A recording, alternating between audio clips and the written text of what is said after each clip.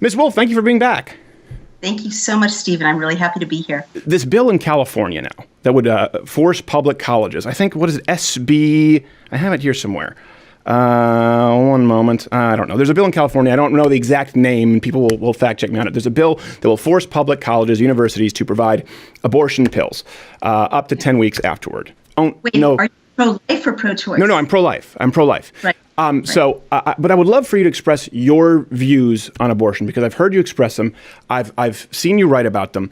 And you do, if I'm not mistaken, I want to make sure I understand it, and I'd like you to express it to the audience, because I do have some questions. You do believe that it is the termination of a life, but you are pro-choice, but you want to reduce abortions, and you think it should be, if I'm not mistaken, less celebrated than it is by today's sort of progressive left. If I've gotten anything wrong, please let your views be represented by yourself. Sure. Thank you so much. So, I mean, it's such a hard issue to talk about without being reductive. I did write an essay called Our Bodies, Our Souls in 1995 that was very much taken up by the pro-life movement, in which I made kind of this argument. I said, and I wrote it after having been pregnant and had a baby. I'm still pro-choice, but after you are pregnant and have a baby and you get to that 4-month period and the baby's like leaping about, there's literally no way that you can pretend there's not a being at stake, right? And so it was a very nuanced essay in which I basically said the language we're using in the pro-choice movement around this issue is the wrong language. It's very reductive. It's not just a clump of cells. It's not just a choice. It's a much more many women experience it as a tragedy, or a loss. I'm not saying they have to, but just that is women's experience often. And I just thought that the discourse around the pro-choice movement was quite soulless. You have to face the fact that it is the beginning of a life. You can't, if you're pregnant and you're at 6 weeks and the obstetrician's like, oh, the baby's doing great, and right. If you don't want the baby, suddenly it's a clump of cells. It can't be just dependent on. Can I ask a couple of questions, because I find this very interesting. I don't agree with you, but I do find it interesting. A couple of things. It sounds to me like your position is much more that of classical feminism, which was abortion should be safe, legal, and rare. That was the term we heard. That was what we had heard repeated a lot. And now it's abortion on demand, taxpayer-funded, period. And you actually see people with those signs. That is the platform of the DNC, Hillary Clinton, Bernie Sanders, maybe not yourself. You cannot find anyone in today's DNC who does not stand on that position, period. They would be considered an extremist. Whereas your view seems to be more in line with classical feminism. So when that's the position today, when that's the policy today, when in places like Colorado abortions occur up to 26 weeks, or when you see it seen as a travesty even in Texas, up to 20 weeks, where they're like, well, hold on a second, this is a violation of women's choice. First question is, when faced with that, if we believe it's a life, what's wrong with being reductive? If it's a life, it is reductive in nature. I didn't say it's a life. Okay. I said it's the beginning of what will be a life if it continues to, the pregnancy continues. Let me step back, because what I really hate as a woman, and I'm just being honest, and I know you like it when people are honest, I really hate these moments where especially a man says, you have to choose, right? What's wrong with being reductive? And what I'm asking a question. What's wrong with being reductive when faced with the idea of, listen, I believe it's a life. So that is, the argument is reductive. And that's not a negative thing. It's a life, in my opinion, and I'll defend it. I'm trying to say is if we're ever as a country going to have really good policies around the issue of unwanted pregnancies, we have to be a little more patient. Because what women will say, if you really listen to them about this issue, takes a little longer and is more nuanced. Okay? So in my view, I really believe that categorically a woman needs to be able to control her own body, even if that can lead to a very tragic choice sometimes, right? She has to. I believe that in the first trimester, there should be no restrictions on a woman choosing abortion on demand, and that's the situation in Europe and in most civilized countries. And it is taxpayer funded. And also contraception is taxpayer funded. And you'd have half the number of unintended pregnancies if contraception was readily available, paid for by the government, as it is all over Europe in every sane society, right? 50%. Well, we have gotten off the libertarian beam, so let's make sure we're clear on that. 'Cause I was assuming we were starting from the same premise. Now we're talking about taxpayer funded abortions, contraception. So no, I'm talking, bear with me. I mean, the most humane and enlightened pro-lifers that I've spoken to also want contraception freely available. They see freely available, sure, as much morally better than abortions, right? I mean, they do, and I have to agree with them. Freely available, of course. I would never restrict anyone's access to purchase contraception. Okay, so whoever pays for it, I mean, I personally think if you're going to have roads and you're going to have schools, you should have free condoms and contraception. That would make so much of a better society and a better planet.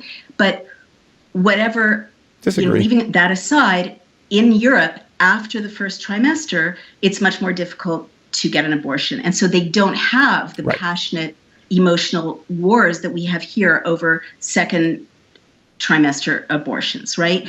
But what they do have is a lot of support for the mother, a lot of options, a lot of government support if you are having a baby that you can't look after, that you can't afford. Okay. And so to me, that's a humane and libertarian solution, because you cannot have a society in which you, Stephen, tell me, Naomi, that I can't control what happens to my body, within a reasonable amount of time when I'm having a baby. May I respond to that? Sure, please. I don't think that you. Well, no, I just don't. I don't. You're very. You're more verbose than I am, and I want to make sure when I ask the questions that I can ask them clearly, so that we can get clear answers and counter answers. A couple of things. I don't think you can have a libertarian society where you, Naomi, force me to pay for your abortion or contraception. That's a reasonable point. On the issue of it being irritating when a man forces, I'm not forcing you to make a choice, an ideological choice here. My wife volunteers at a crisis pregnancy center 5 days a week. So, cool. And I've done it as well. This is by a pro-life crisis pregnancy center. So we discussed the issue of choice. There are quite a few other choices. There are 5 choices. There's abstinence, there's contraception, and there's adoption, and there's motherhood. The only choice we're not okay with is that we believe to be ending a life.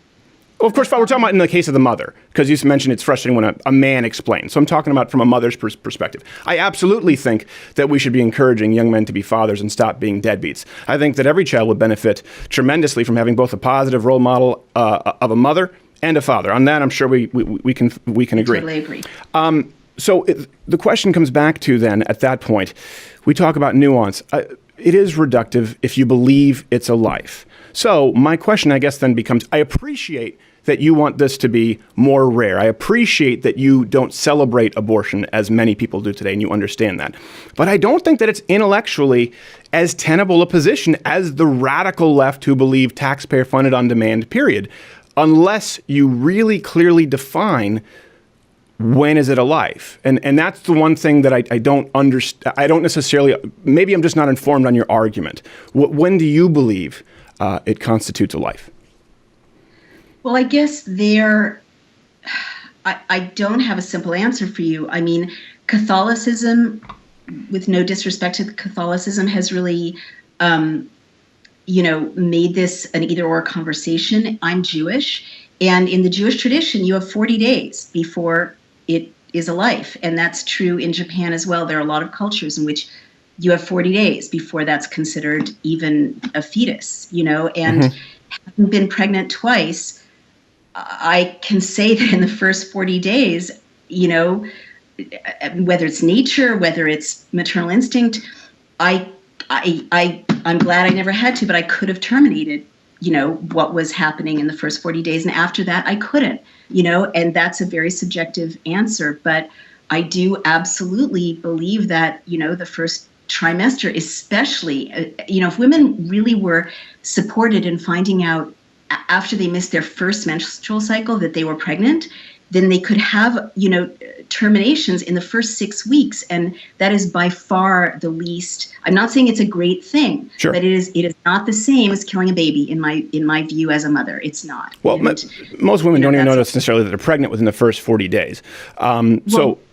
There's a lot of women who know. If had good health care for women, they would, a lot of women would find out and, before the second menstrual cycle, so that's the first 6 weeks or 8 weeks. Okay. So you believe we don't have health care that's high quality enough in the United States for people? Well, I think what I want to do, Stephen, obviously. So a lot of women don't find out because they're not seeing doctors. They can't afford doctors, and a lot of them are teenagers, or a lot of them are on, have drug issues or, alcoholism issues, or are homeless, and they find out very late, or they I'm talking about the average woman, even an average healthy woman. I mean, again, listen, we can get into these extreme examples, but if we want to find common ground on the issue of abortion, I want to make sure that I'm clear. So in your point of view, 40 days is the cutoff. Am I understanding this? I mean, I'd like to live in a society, if I were making policy, right? But this is just me having traveled all over the world. I think a humane situation, and one that respects women's need to control their own bodies, their own reproduction, which categorically I believe in, is Europe's, where abortion really is, the morning after pill is readily available to women everywhere for free. It really is. And failing that, and condoms and free contraception are available to everyone all the time for free. This is not a little thing. I had my commentators on Daily Cloud who are in their 20s talk about a bill that would make them pay for condoms and contraception on college campuses. And a lot of even middle class and affluent kids really can't afford to have contracepted sex. It's really expensive, and so. I'm sorry, I can't. This is maybe I respectfully can't go with you on that premise. You can get condoms for 25 cents at a truck stop, and you can get countless generic birth controls for under $14 at Walmart. Really? Yes, my wife works at a crisis pregnancy. There are so many options. This is why there was the outrage with Hobby Lobby. They were offering I think 16 to 18 covered forms of contraception. They just didn't believe in the abortificancy. I don't believe that. If you're having sex in 2018 and you can't afford or know about contraception, that it's because of. It's from a lack of trying, especially seeing women who come into these crisis pregnancy centers. Most of the time, it's just sexual irresponsibility. Statistically, I respectfully, you would have liked my essay, because I really do believe that we all have to be responsible for using contraception, male and female. Yeah. But where feminism would be helpful to you right now is, I think you're not grappling with the fact that a lot of women can't get their partners to put on condoms. And no, I don't think you're right that women can find reliable contraception for $14, or it's $14, a week or every 2 weeks. Let's round up to 50. Let's round up to 50 a month. But why are we making it up? If we know that the pill can cost more than that, we know that the pill can cost thousands of dollars depending on what you're using, and we know that the pill can be as low as $4 or $8 with generics. You can go to Walmart right now and get a generic birth control pill for $8, $12 if I'm being very, very generous. You need a doctor to prescribe it for you, and a lot of women can't afford to see doctors. Look how many Americans don't have medical insurance. Yeah, $50 cash. $50 to go see a cash doctor who can prescribe it, and very, very inexpensive. I just don't go along with that argument. People tend to be sexually, just like I don't go along with absolving people of responsibility. If you're with a guy who refuses to toss on a rubber, I believe that a woman should be responsible enough to not be with that guy. And I believe that guy is a germ. He should be responsible enough to put on a condom. She should be responsible enough to make sure she's not with a guy who refuses to put on a condom. But again, we're kind of getting off the track. Where I want to see where we find. That's okay. Well, not getting off the track, though. See, the issue is the issue of life. And my question is, which I find, because this is pivotal, and we can't find common ground under the guise of a lie. And that's the issue, too, where people say, well, let's find common ground with pro-lifers, but they don't listen to them saying, well, hold on a second. The only consistent line of logic is that of conception. Now, we're not against contraception, but the line of conception. So my question, for example, would be, why does it go from being, you said a woman's choice, it's her body, her choice. Well, the woman doesn't have 20 fingers and toes. The woman doesn't have 4 eyes. If the boy has a penis, the woman doesn't have a penis. This is a different body in her. She is not choosing. The point is, this is not her body. This is a separate body and a separate life. What, for you, logically, how do you argue it goes from day 39, not a life, to day 40, a life? Men and women literally cannot understand each other around this. Well, my wife agrees with me, and every woman who works on this show. So let's go. Let's say you disagree with them. Listen to me. I've had 2 kids, okay? Listen to me. But you just said men and women cannot agree. My wife and I agree, and every woman on the so men and women can agree. You and I don't. But all right, I'm sorry. That was reductive. Okay.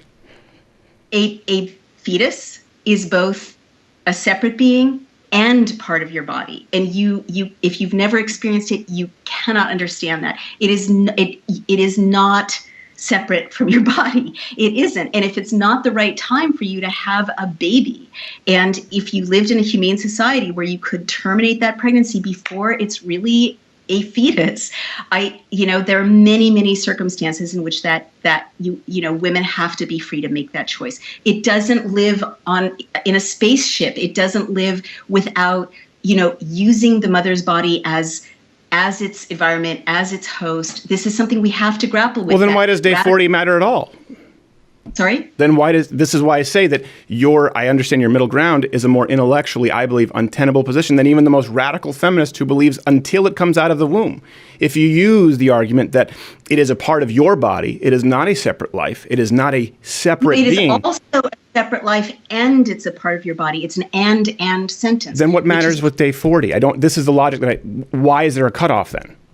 Because I'm trying to be really honest with you. You're asking for a black and white answer from me, and I don't have one. You are absolutely right that I cannot and will not give you a black and white answer on this. And that's because I have a sense of integrity. And from my lived experience as a woman and as a mother, as a woman, I cannot. Come on, Naomi. This identity politics keep bringing as a woman a sense of integrity. Okay, how about this? If you don't have an answer, right tonight, if you were driving home and you thought there were a dog on the road, but you weren't quite sure, and you could slow down, you wouldn't kill the dog. It's not about you, it's about the dog at that point. If you don't have an answer, then you can err on the side of not ending a life. I think that's integrity. The day after conception is a dog. I mean, I don't think these are apples and oranges. They're not the same thing. And I'm I have a religious faith. I have reverence for all life. I do not believe they are the same. I think that as the being develops and matures, it becomes much more serious morally. And these are deep, deep issues. But it's because they're deep issues, I don't think they should be reduced to sound bites. I don't think they should be reduced to sound bites either, but I don't think they should be reduced to policies. You just listed off, by the way, completely anti-libertarian, about 12 that I counted policies, which involved my direct subsidization of someone else's opinion, despite the fact that there's no answer there. So if we don't have an answer, the libertarian and both of us, common ground, would have to say, well, we can't spend money on somebody else's answer or opinion. And of course, we would have to err on the side of life if we don't have an answer. Or err on the side of liberty and let women make that choice for themselves. No, not if we're talking about a different body with different DNA, different fingers, toes, eyes, ears, central nervous system. That's a life. That's a very important argument. Watch Louder with Crowder live, Monday through Thursday, 10 a.m. Eastern.